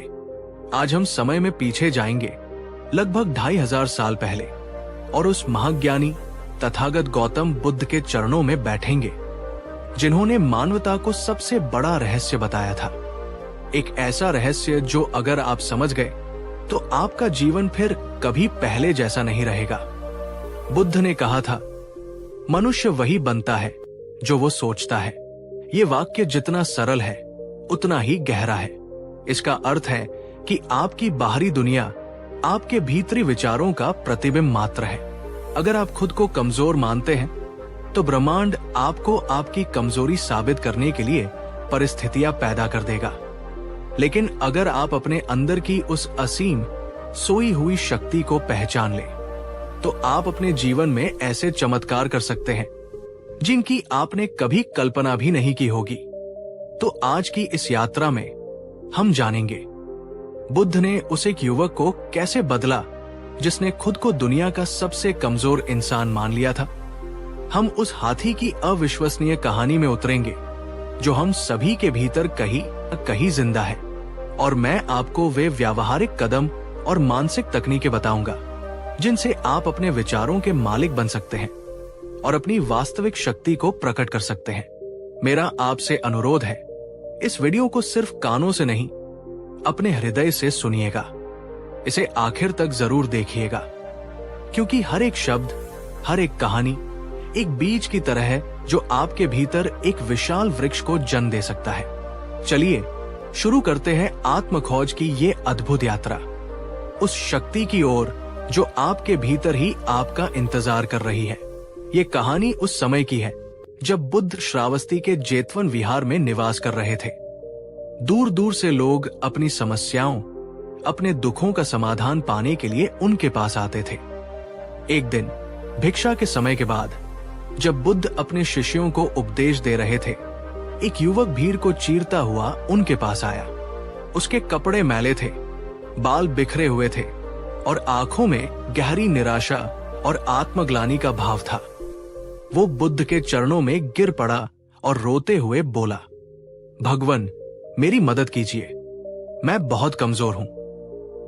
मेरे जीवन में कुछ भी अच्छा नहीं है। मेरे पास न तो शारीरिक बल है, न ही मानसिक आत्मविश्वास। मैं कोई भी काम शुरू करता हूं तो उसे पूरा नहीं कर पाता। लोग मेरा मजाक उड़ाते हैं, मेरे अपने ही मुझे निकम्मा समझते हैं। मैं दूसरों जैसा क्यों नहीं हूं? मैं हमेशा डरता हूं, हमेशा हार जाता हूं। क्या मेरे भाग्य में यही लिखा है? उसकी आवाज में इतनी पीड़ा थी कि पूरी सभा शांत हो गई।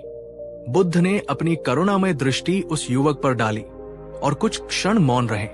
फिर उन्होंने बहुत ही कोमल स्वर में उससे पूछा, पुत्र, उठो और मुझे ये बताओ, क्या तुमने कभी सोचा है कि ये कमजोरी जिसका तुम उल्लेख कर रहे हो, ये वास्तव में आती कहां से है? इसका स्रोत क्या है? युवक ने आंसू पोंछते हुए कहा, भगवन, ये तो मेरे अंदर ही है।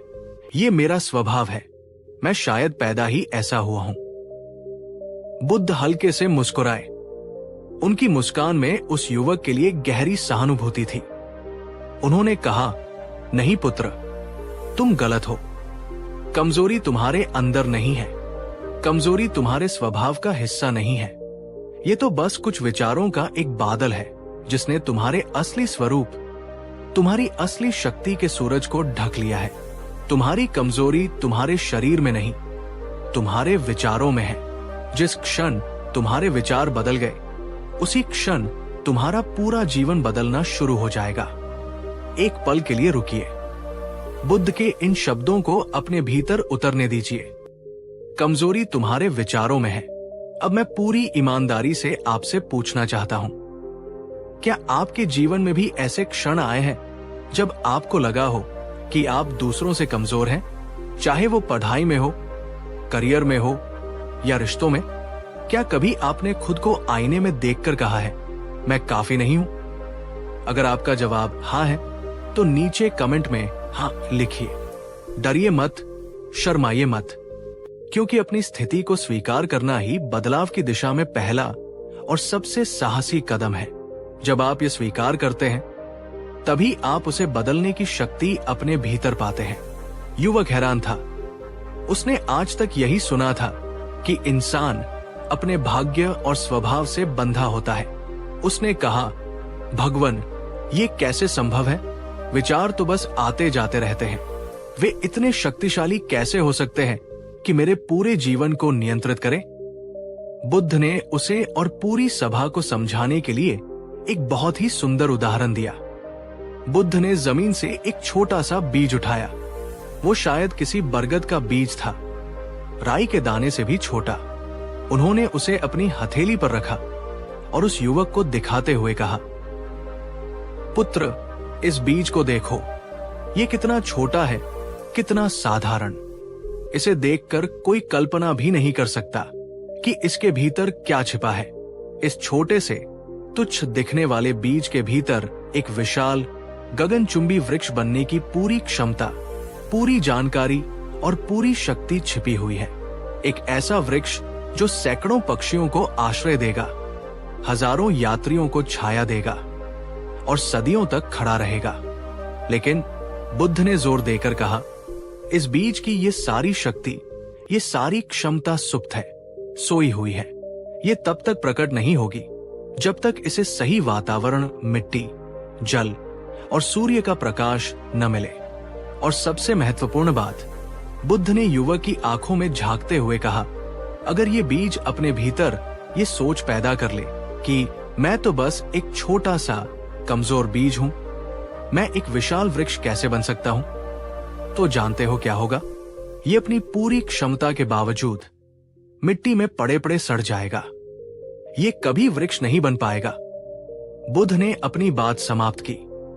ठीक इसी तरह पुत्र, हर एक इंसान, तुम भी उस बीज की तरह हो। तुम्हारे भीतर भी अनंत शक्ति, असीम संभावनाओं का एक विशाल वृक्ष छिपा हुआ है। वो शक्ति तुम्हारे भीतर अभी भी मौजूद है। वो कहीं गई नहीं है, लेकिन वो सुप्त है, क्योंकि तुमने अपने मन में कमजोरी, डर और आत्मसंदेह के विचारों को पाल रखा है। तुमने खुद ही मान लिया है कि मैं कमजोर हूं। जिस दिन तुम अपने इन नकारात्मक विचारों को हटाकर अपने मन को सकारात्मकता, आत्मविश्वास और साहस की धूप और पानी दोगे, उसी दिन तुम्हारे भीतर का वो विशाल वृक्ष अंकुरित होना शुरू हो जाएगा। दोस्तों, जरा एक पल के लिए इस दृष्टांत की गहराई को महसूस कीजिए। आपके अंदर ठीक अभी इसी पल वही शक्ति मौजूद है जो Gautam Buddha, Albert Einstein, Nelson Mandela या किसी भी महापुरुष में थी। जिसे आप पूछते हैं या जिनसे प्रेरणा लेते हैं, कोई अंतर नहीं है। फर्क सिर्फ एक है, उन्होंने अपने भीतर के उस बीज पर विश्वास किया। उन्होंने उसे अपनी मेहनत, अपने संकल्प और अपने सकारात्मक विचारों से सींचा। और हम अक्सर अपने ही बीज को कमजोर मानकर उसे पनपने का मौका ही नहीं देते। आप एक साधारण इंसान नहीं हैं जो कभी कभी कुछ महान करने का सपना देखता है। आप एक महान आत्मा है जो अभी अस्थायी रूप से साधारण होने का अनुभव कर रही है। अगर बुद्ध की ये बात आपके दिल को छू गई हो, अगर आपको अपने भीतर उस सोए हुए वृक्ष की आहट महसूस हुई हो, तो इस वीडियो को शेयर करने में संकोच मत कीजिएगा। इस ज्ञान को उस हर व्यक्ति तक पहुंचाइए जो खुद को कमजोर समझता है। आपकी एक शेयरिंग किसी के जीवन को बदलने का बीज बो सकती है। अब सवाल ये उठता है कि हम अपने मन में बैठे उस विश्वास को कैसे तोड़े जो हमें कमजोर बनाता है। इसके लिए बुद्ध ने एक और अद्भुत कहानी सुनाई, हाथी और रस्सी की कहानी। एक बार बुद्ध अपने कुछ शिष्यों के साथ एक राज्य से गुजर रहे थे। रास्ते में उन्होंने राजा के हाथियों के एक विशाल बाड़े को देखा। वहां दर्जनों विशाल, शक्तिशाली हाथी खड़े थे। उनके आकार को देखकर कोई भी भयभीत हो सकता था, लेकिन बुद्ध के एक युवा शिष्य आनंद ने एक अजीब बात देखी। उसने देखा कि इतने विशाल और शक्तिशाली हाथियों को किसी मोटी लोहे की जंजीर से नहीं, बल्कि उनके एक पैर में बंधी एक बहुत ही साधारण पतली सी रस्सी से एक छोटे से खूंटे से बांधा गया था। आनंद को बहुत आश्चर्य हुआ। उसने बुद्ध से पूछा, भगवन, ये क्या माया है? ये हाथी इतने विशाल और बलशाली है कि वे एक झटके में इस पतली सी रस्सी को ही नहीं, बल्कि इस पूरे खूंटे को उखाड़ फेंक सकते हैं। वे चाहें तो इस पूरे बाड़े को तहस-नहस कर सकते हैं।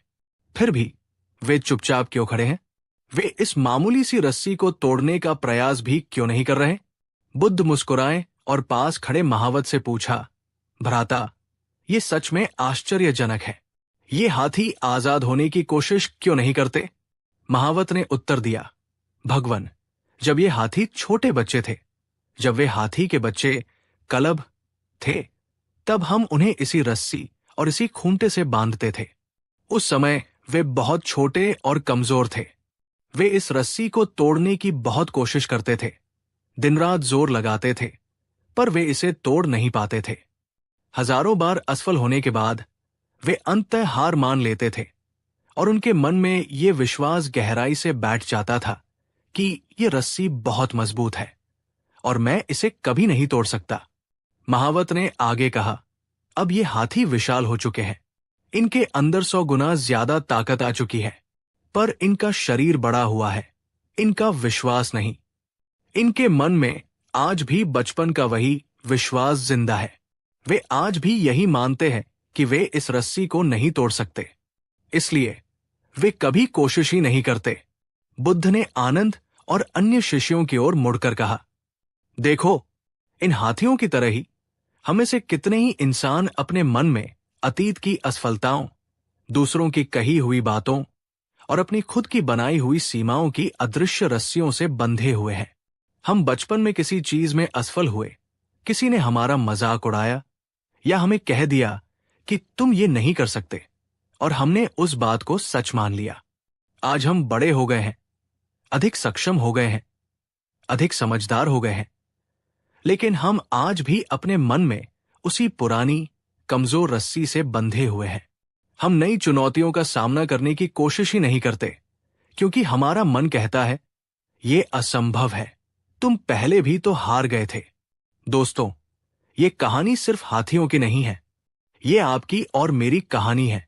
जरा अपनी आंखें बंद कीजिए और ईमानदारी से सोचिए, आपके मन की वो रस्सी क्या है? वो कौन सा पुराना विश्वास है जो आपको आगे बढ़ने से रोक रहा है? क्या वो ये विश्वास है कि मैं पब्लिक में बोल नहीं सकता क्योंकि स्कूल में एक बार आपकी जुबान लड़खड़ा गई थी? क्या वो ये विश्वास है कि मैं कभी अमीर नहीं बन सकता क्योंकि आपने गरीबी देखी है? क्या वो ये विश्वास है कि मुझे सच्चा प्यार नहीं मिल सकता क्योंकि आपका दिल एक बार टूटा था? आपकी वो अदृश्य रस्सी क्या है? उसे पहचानिए, और अगर आप हिम्मत कर सकते हैं तो उसे नीचे कमेंट में लिखिए। उदाहरण के लिए, मेरी रस्सी मेरा डर है, या मेरी रस्सी मेरा आलस है। जब आप अपने दुश्मन को नाम दे देते हैं तो उसे हराने की आधी लड़ाई आप वही जीत जाते हैं। तो अब सबसे बड़ा सवाल, इन रस्सियों को, इन मानसिक जंजीरों को तोड़ा कैसे जाए? यहीं पर बुद्ध का सबसे शक्तिशाली सिद्धांत काम आता है। बुद्ध ने उस निराश युवक और अपने शिष्यों को समझाया कि अपनी आंतरिक शक्ति को जगाने का रहस्य किसी बाहरी चमत्कार या पूजा पाठ में नहीं, बल्कि अपने ही मन का स्वामी बनने में है। उन्होंने कहा, तुम वही हो जो तुम सोचते हो। तुम्हारा चरित्र तुम्हारे विचारों का कुल योग है। इसका एक बहुत गहरा वैज्ञानिक आधार है, जिसे आज न्यूरोसाइंस भी मानता है। जब हम एक ही विचार को बार बार सोचते हैं तो हमारे मस्तिष्क में न्यूरल पाथवे, तंत्रिका मार्ग बन जाते हैं। ये रास्ते जितने गहरे होते जाते हैं, वो विचार उतना ही हमारी आदत, हमारा विश्वास और अंततः हमारा व्यक्तित्व बन जाता है। अगर आप रोज सुबह उठकर सोचते हैं आज का दिन भी खराब जाएगा, तो आपका मस्तिष्क उन सभी नकारात्मक चीजों को ढूंढ ढूंढ कर आपको दिखाएगा जो इस बात को सही साबित कर सके। लेकिन अगर आप सोचते हैं आज कुछ अद्भुत होगा, तो आपका मस्तिष्क अवसरों और सकारात्मकता के प्रति अधिक खुला रहेगा। तो अपने विचारों को कैसे बदलें? बुद्ध ने इसके लिए 2 मुख्य मार्ग बताए। 1, सजगता, उदास स्माइली अपने विचारों के दृष्टा बने। बुद्ध ने ये नहीं कहा कि नकारात्मक विचारों से लड़ो, लड़ने से वे और शक्तिशाली हो जाते हैं। उन्होंने कहा, बस उन्हें देखो, उनके प्रति सजग हो जाओ। जब आपके मन में ये विचार आए, मैं कमजोर हूं, तो उसे तुरंत सच मानने के बजाय एक कदम पीछे हटें और एक वैज्ञानिक की तरह उसे देखें। खुद से पूछें, ये विचार कहां से आया? क्या ये विचार 100% सच है? क्या कोई ऐसा सबूत है जो इस विचार को गलत साबित करता हो? जब आप अपने विचारों को बस देखना शुरू कर देते हैं, तो आप पाते हैं कि आप अपने विचार नहीं हैं। आप तो उन विचारों को देखने वाले चैतन्य हैं, और उसी क्षण वे विचार अपनी शक्ति खोने लगते हैं। वे बस आसमान में तैरते बादलों की तरह आते हैं और चले जाते हैं। 2, प्रतिस्थापन, उदास स्माइली सकारात्मक पुष्टि का अभ्यास।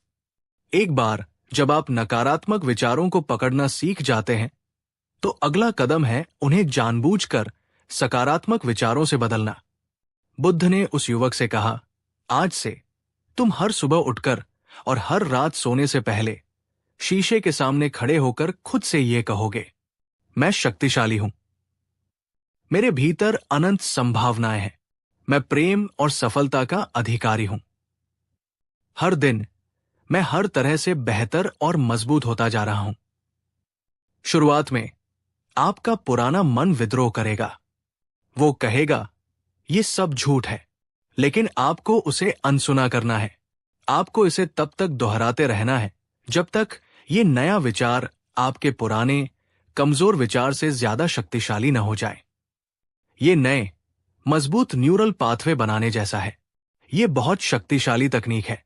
मैं चाहता हूं कि आप अभी इसी पल मेरे साथ ये करें। जहां भी आप हैं, एक गहरी सांस लें और पूरे विश्वास के साथ मन में या जोर से कहें, मैं शक्तिशाली हूं। इसे महसूस करें।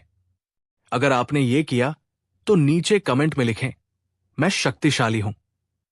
यह सिर्फ एक कमेंट नहीं, ये आपके और ब्रह्मांड के बीच एक नया अनुबंध है। ये अभ्यास आपके भीतर की सोई हुई शक्ति को जगाने का पहला कदम है। लेकिन एक और रहस्य है जो इस प्रक्रिया को 1000 गुना तेज कर सकता है। बुद्ध ने एक और गहरा रहस्य बताया। उन्होंने कहा, एक शांत मन से ज्यादा शक्तिशाली इस ब्रह्मांड में और कुछ नहीं है। जैसे शांत जल में ही ब्रह्मांड का प्रतिबिंब साफ दिखता है, वैसे ही शांत मन में ही आत्मा की असली शक्ति प्रकट होती है। हमारा मन दिन भर में हजारों विचारों की एक उफनती हुई नदी की तरह होता है।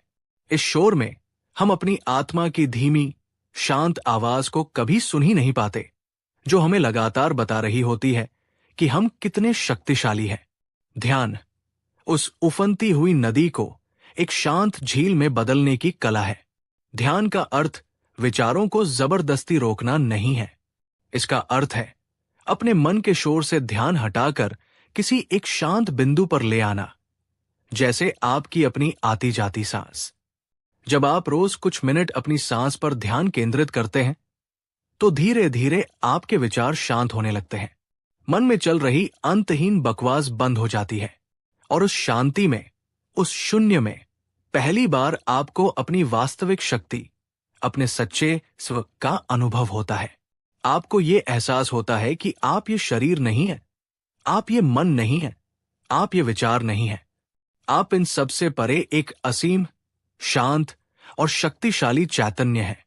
और जिस व्यक्ति को ये अनुभव हो जाता है, उसे दुनिया की कोई भी चुनौती, कोई भी अपमान, कोई भी असफलता तोड़ नहीं सकती। वो मानसिक रूप से अटूट हो जाता है। दोस्तों, अगर आप सचमुच अपनी असली शक्ति को पहचानना चाहते हैं, तो मैं आपसे हाथ जोड़कर अनुरोध करता हूं, आज से ही सिर्फ 10 मिनट के लिए ध्यान करना शुरू कीजिए। आपको कुछ नहीं करना है, बस शांत बैठें, अपनी आंखें बंद करें और अपनी आती और जाती हुई सांस पर अपना पूरा ध्यान लगाएं। जब मन भटके तो बिना खुद को कोसे धीरे से उसे वापस अपनी सांस पर ले आएं। बस इतना ही। क्या आप ये छोटा सा कदम उठाने के लिए तैयार हैं? अगर हां, तो कमेंट में एक संकल्प लीजिए, हां, मैं आज से ध्यान करूंगा। यह आपके जीवन का सबसे महत्वपूर्ण निर्णय हो सकता है।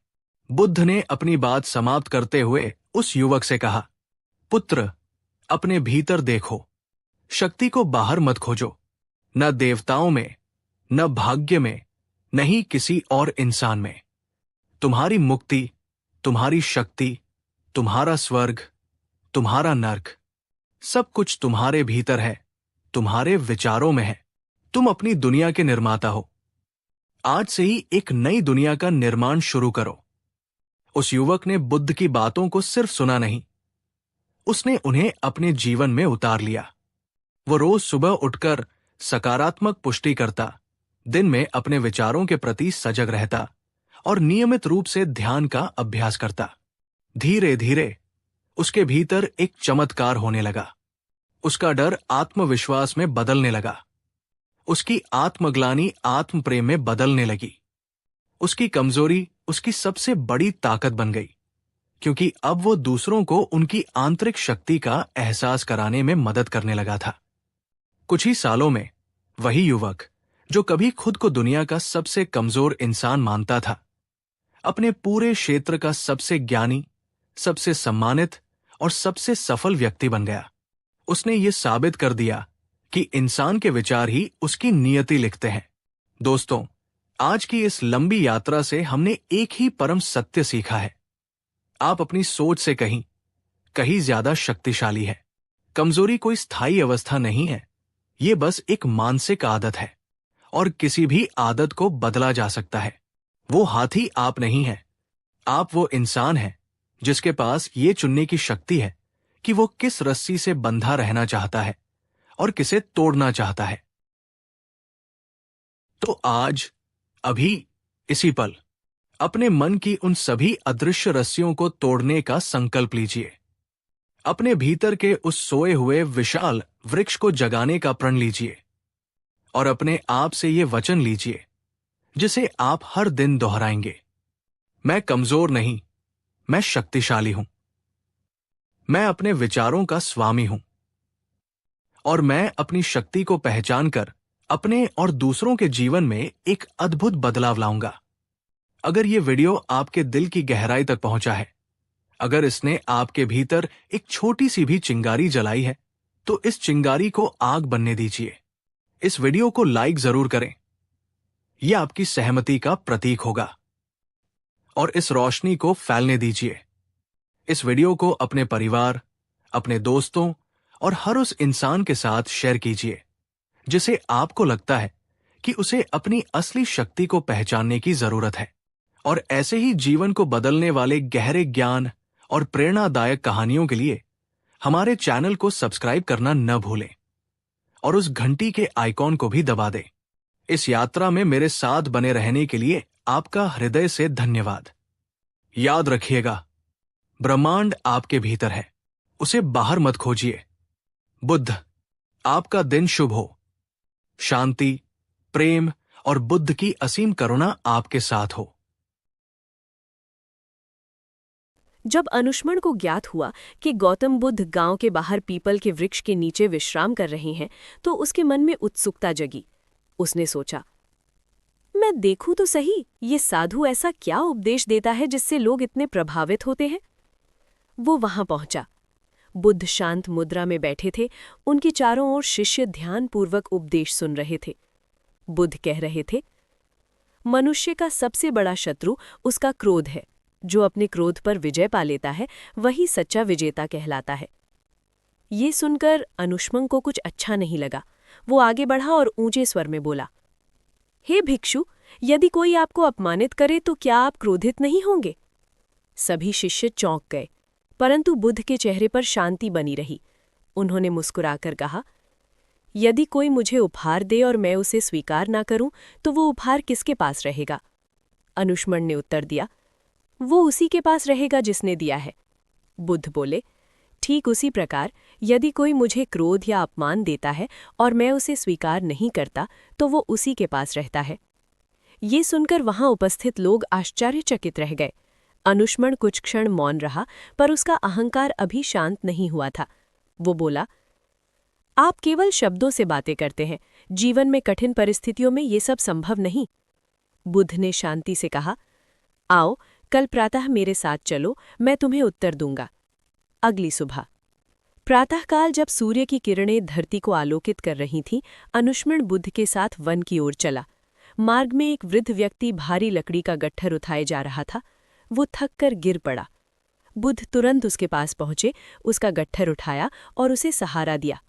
अनुष्मण ने पूछा, आप तो साधु है, फिर ये श्रम क्यों? बुद्ध ने कहा, करुणा शब्दों से नहीं, कर्म से प्रकट होती है। कुछ दूर चलने पर उन्हें एक बालक मिला जो रो रहा था। उसका खिलौना नदी में गिर गया था। बुद्ध ने बिना विलंब किए अपने वस्त्र ऊपर उठाए और नदी में उतरकर उसका खिलौना निकाल दिया। अनुष्मण ये सब देख रहा था। उसके मन में विचारों का तूफान चल रहा था। सत्य का बोध। संध्या होने लगी। बुद्ध ने अनुष्मण से पूछा, आज तुमने क्या देखा? अनुष्मण बोला, मैंने देखा कि आप हर परिस्थिति में शांत और सहायक रहते हैं। बुद्ध बोले, क्रोध मन को अशांत करता है, करुणा मन को विशाल बनाती है।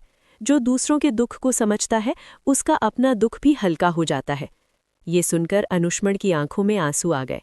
उसने विनम्र होकर कहा, भगवन, मैं अपने क्रोध से स्वयं भी दुखी था और दूसरों को भी दुख देता था। बुद्ध ने कहा, मुझे क्षमा करें। मनुष्य का पाप उसके कर्मों और विचारों में होता है।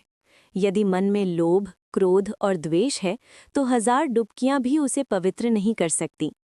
आनंद ने पूछा, तो फिर पूजा का क्या अर्थ है? बुद्ध बोले, यदि पूजा केवल भय से की जाए तो वो व्यापार है।